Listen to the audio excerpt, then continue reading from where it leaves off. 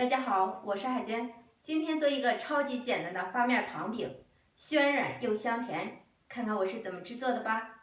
首先，盆中放入300克普通面粉，打入1颗鸡蛋，放入3克酵母、5克白糖，用110毫升的温水和面，边倒边搅拌。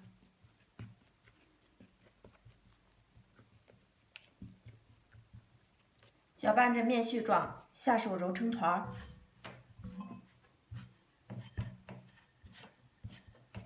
揉成一个比较光滑的面团，盖盖发酵至2倍大。发面的时候，我们来准备一下馅料：2勺白糖，加1勺的面粉，1勺熟芝麻，搅拌均匀备用。取出醒发好的面团，多搓揉几下，排干净里面的空气。面团直接搓成长条状，切成大小均等的面剂。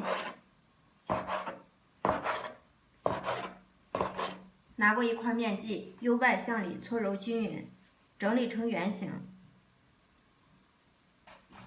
直接摁扁，擀成边沿薄、中间厚的面皮，包上糖馅儿，像包包子一样给它收口。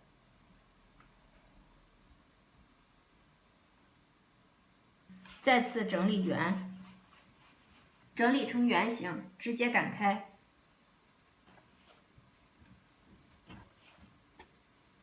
擀成这样厚一点的圆形面饼状即可。全部擀好后，盖上保鲜膜，2次醒面10分钟。电饼趁预热，刷少许的底油。油热后放入饼皮，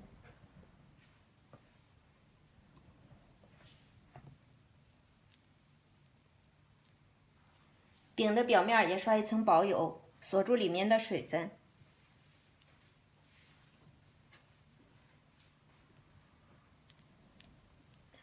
盖上盖子，开上下火，先烙3分钟。时间到，给它翻一个面。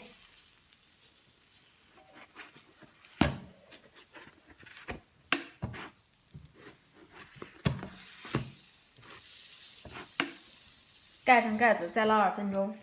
时间到，翻面看一下，哇，真漂亮！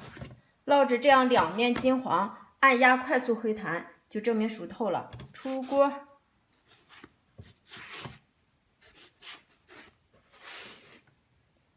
看着馋不馋人？好吃的发面糖饼就出锅了，看着馋不馋人？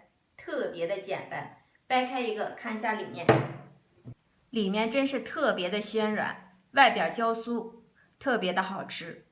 如果您喜欢，就赶快试试吧。我是海娟美食，我们明天见。